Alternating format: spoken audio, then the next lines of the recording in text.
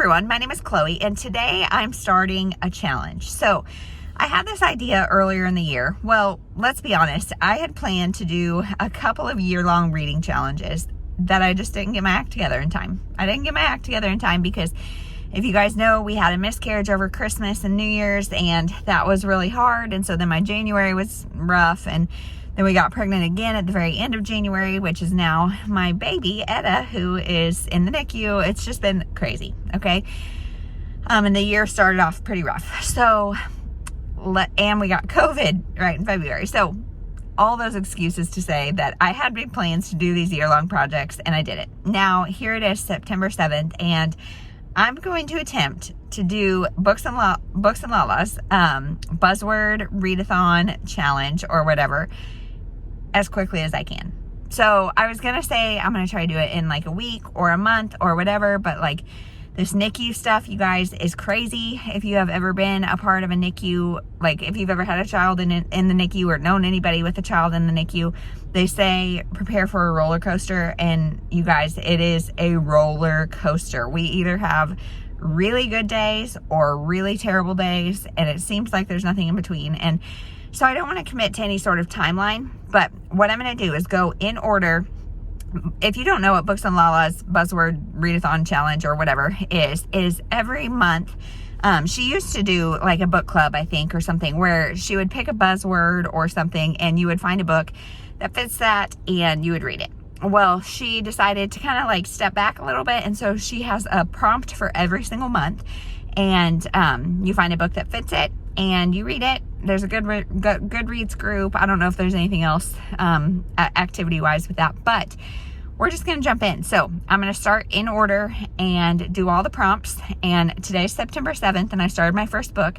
We will see how long it takes me. I'm not going to exclusively read these books. Like, I'm going to read other stuff in between, so I'm really not trying to rush through it, but maybe by the end of September, we'll see. This might be one vlog. It might be multiple.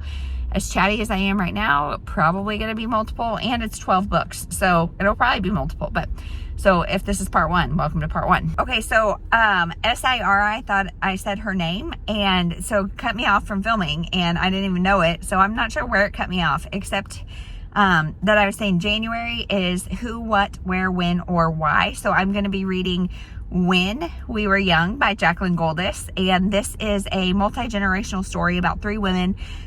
There's a lot of connection to World War II. It's a grandmother, mother, and daughter, I guess would be the way to describe the generations. And the grandmother was involved in World War II, I believe. And then the mother is the next generation. And then the granddaughter is present day, so a couple generations away from World War II. And they are a Jewish family. And so I'm really excited to see how this goes. I just started it today. I'm maybe a quarter of the way through. And so far, we're following mostly the daughter, like the most modern perspective. And I'm really enjoying it. You get Corfu, and then I can't remember, somewhere in America, I think, is the other timeline, because the grandmother was from Corfu, and then now they live in the States, but they're going back, I think. So I don't really know, but I will let you know as I continue to read this what I think, and we'll see you then.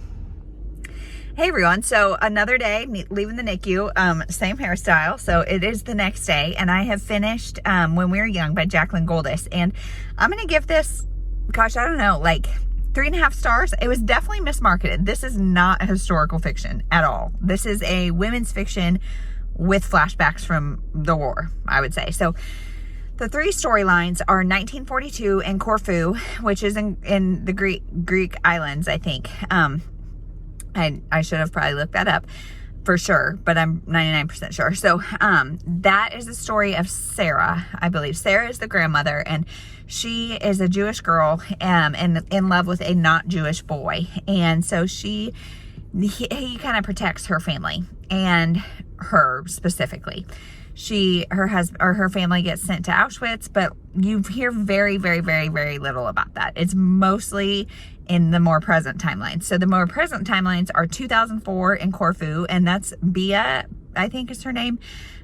She is the mother, so she's Sarah's daughter, and she has 2 daughters and some secrets. She had that one of the daughters has a love in Corfu because they go every summer, and so she's got a love there named Leo, and things happen and he breaks it off. And so then the present day timeline is 2019 or something, and she's about to get married to like this perfect Jewish boy, exactly what her family wants, or Jewish man, I guess, exactly what her family wants, all the kind of things. And Leo comes back into her life 15 years later. So I would definitely say it's more a family drama about secrets from all the different generations and how they're all kind of converging around this event in 2019 where Leo's coming back, because his reasons for leaving have to do with family secrets. His reasons for coming back have to do with family secrets. And so it's a women's fiction, I guess. I mean, kind of romance with historical elements. It is not a historical fiction. So I really enjoyed my time reading it. But I didn't love it. There are definitely some things that I was like, I don't really love that. But nothing huge. Overall, probably 3.5 stars. And so that fulfilled When We Were Young. Now the next one is Pronouns. And so I'm not sure, but I think I'm going to do The Air He Breathes by Brittainy C. Cherry. So I will update and let you know for sure what I pick and what I'm thinking about it. Hey everyone, here we go again, leaving the NICU. If you can see like my hair blowing in the wind. Yes, this is not like a glamour shot, but it is so hot and so cold up in the NICU. So I'm wearing a sweatshirt and yeah, so I'm hot. But so I did start The Air He Breathes by Brittainy C. Cherry, and I'm not loving it. I'm like having an existential crisis because I would tell you that Brittainy C. Cherry is one of my favorite authors, and yet I'm like not liking this book. So this book is about a man and a woman who have both been through some hard stuff. Both have lost their spouses in accidents and are just broken. They're really broken. He lost his wife and son, and she lost her husband, but still has her daughter. And otherwise, it just feels like a pretty generic romance. Like, I'm not emotionally invested in them. I'm not really sure I understand the chemistry that like brought them together. Like, yeah, I mean, he was really like hard and jaded, and like the town, like everybody's like, ooh, stay away from him. And then of course she like doesn't stay away from him. And there was nothing really that I'm like, I don't really understand how or why they got together. There's too much steamy time that is like, just not good, you guys. I feel terrible saying this, but like I'm not loving this at all, and I'm like halfway through. So hopefully I'll come back on with the next clip and be like, just kidding, this was the best thing ever, I was crying hysterically. But so far not the case. Like the first little like chapter, it's like I think it might be time for a new phone because my phone just like blacked out. So the prologue really caught my attention, but then it's just gone downhill from there. So that's all I really had to add. So I will check back in and let you know when I finish it. Okay, guys, I would love to say that I'm loving The Air He Breathes, but I just finished it and I'm giving it 2.5 stars, which has never happened with a Brittainy C. Cherry. I don't think I've ever given anything below a 4-star. But I did not like this book at all, you guys. So, like I said, it was about Tristan and Elizabeth, I think are their names.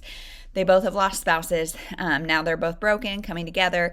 They use each other in really, really, really unhealthy ways, and that's how the relationship is established. And so I didn't really buy into the chemistry. And, like, her kid is in this book, but in a weird way, like, I don't know, like we're supposed to feel like Tristan is like super bonded to this kid, and yet I didn't feel that, and I just did not like this book. The steamy scenes were too steamy for me, which sometimes that can happen with Brittainy C. Cherry, but if there's like a really emotional connection, it's okay for me, and this one I just did not feel the emotional connection, so I was like, meh, meh.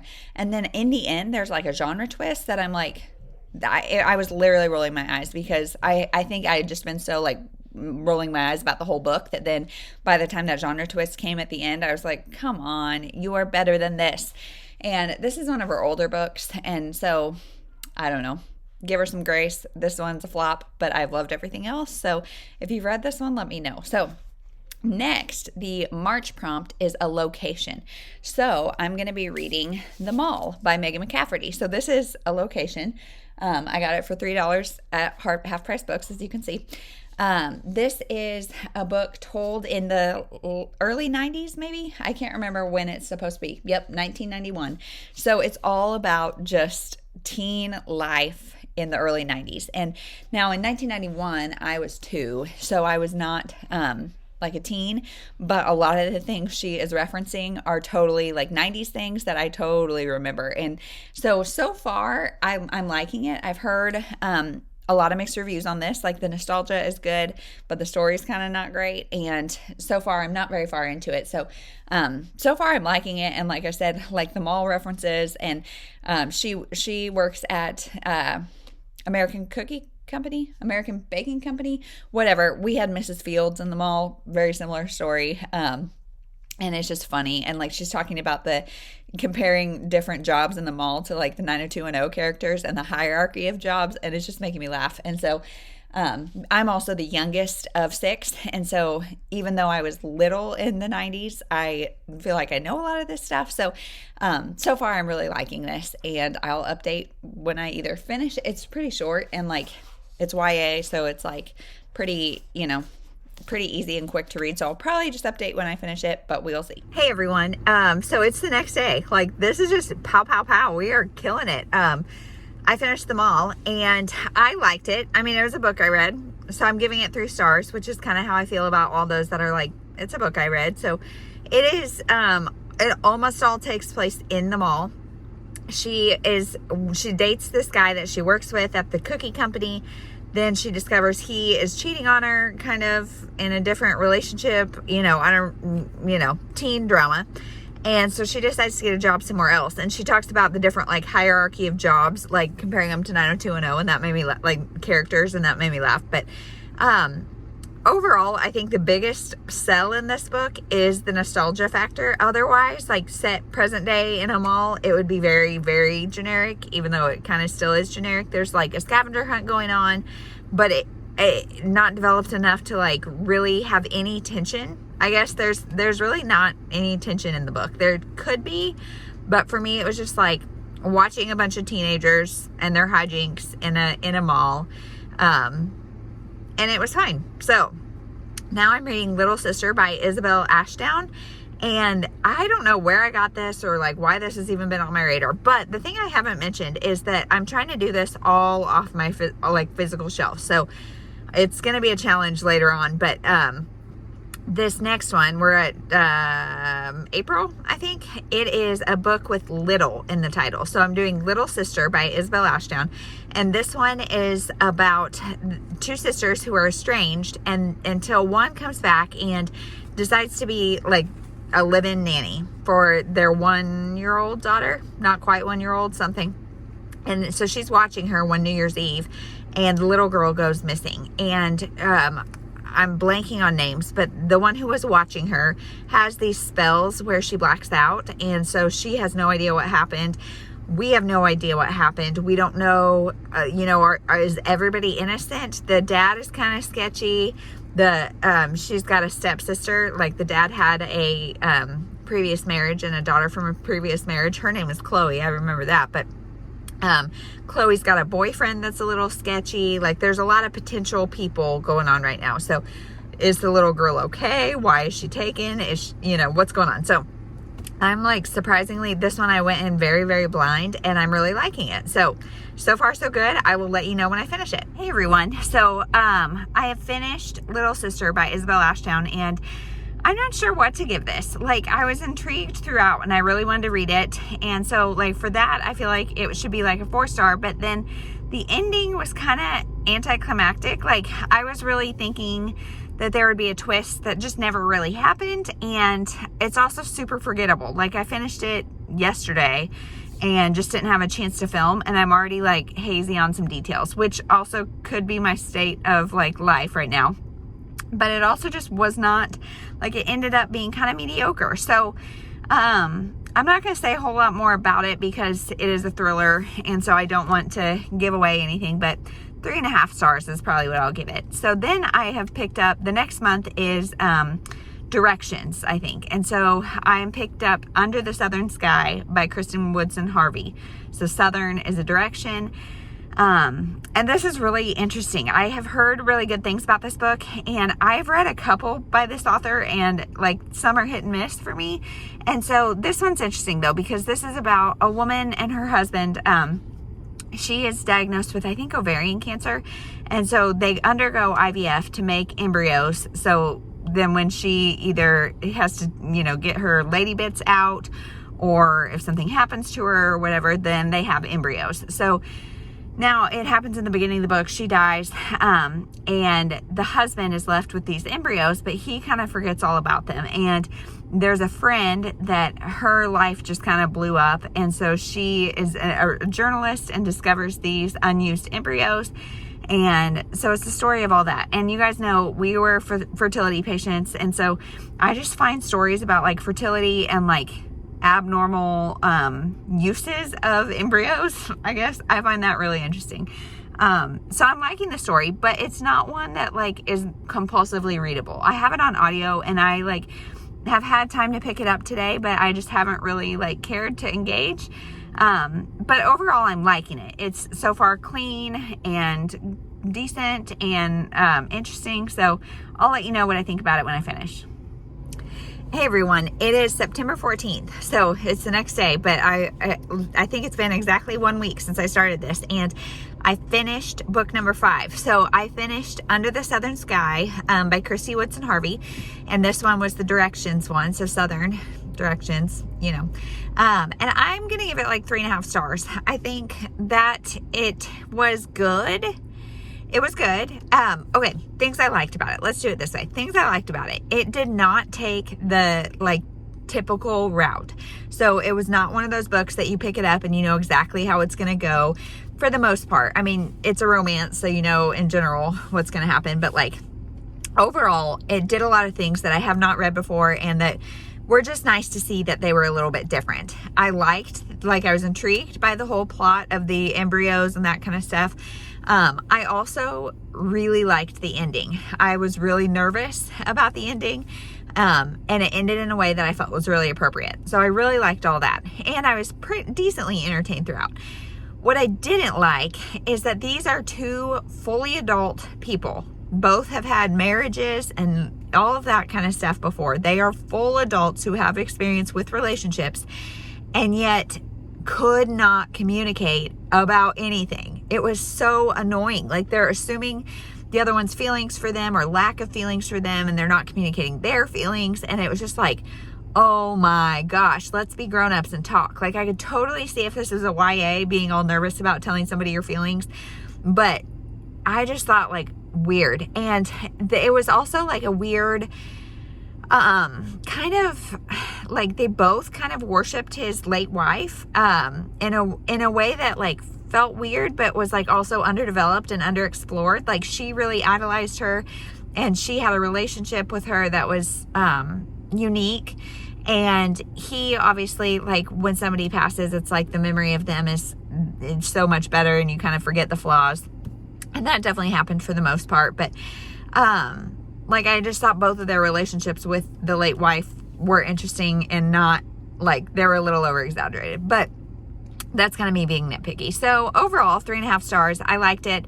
Like I said, Kristy Woodson Harvey, I don't think she'll ever be like a 5-star author for me. But her books are decent, and they're all kind of hit and miss around that 3-star mark. And so, yeah, this was one of the better ones. So now I'm doing the last prompt for this part. So this is June, and it is a book with all in the title. So I'm reading When All the Girls Are Gone by Jane Ann Kretz, something like that. And I have just started it. I don't know anything, and I don't know even where I got this book. I must have been a library book sale or something.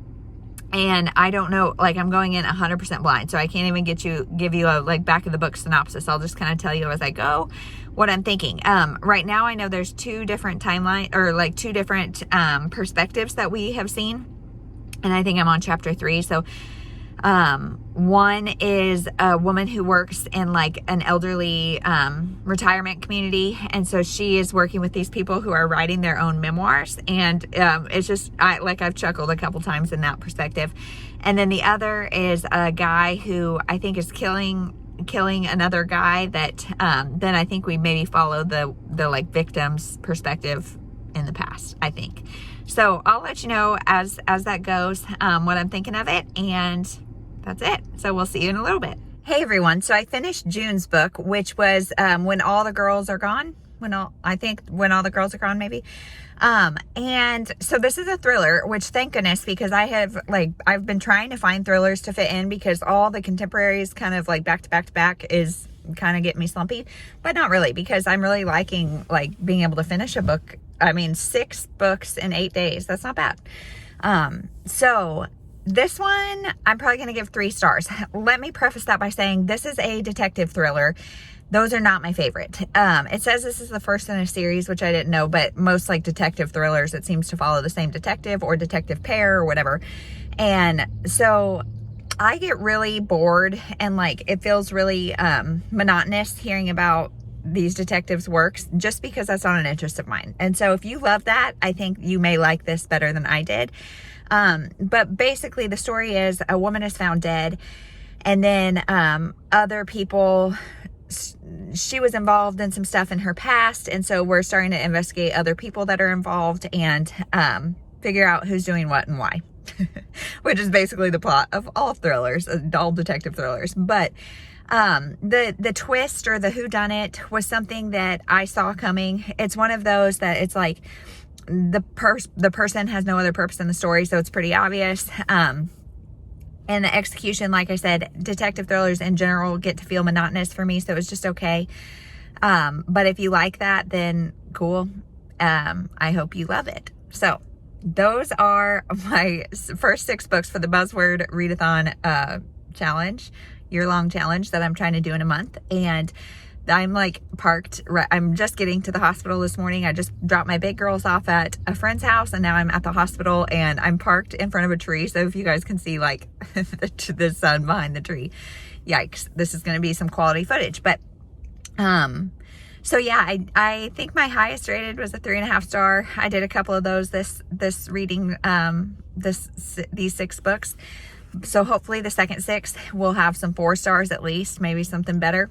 We'll see. So thank you so much for watching. The next part will be out probably in the next week or 2. So stay tuned, and we'll see you then. Have a good day. We'll talk to you later.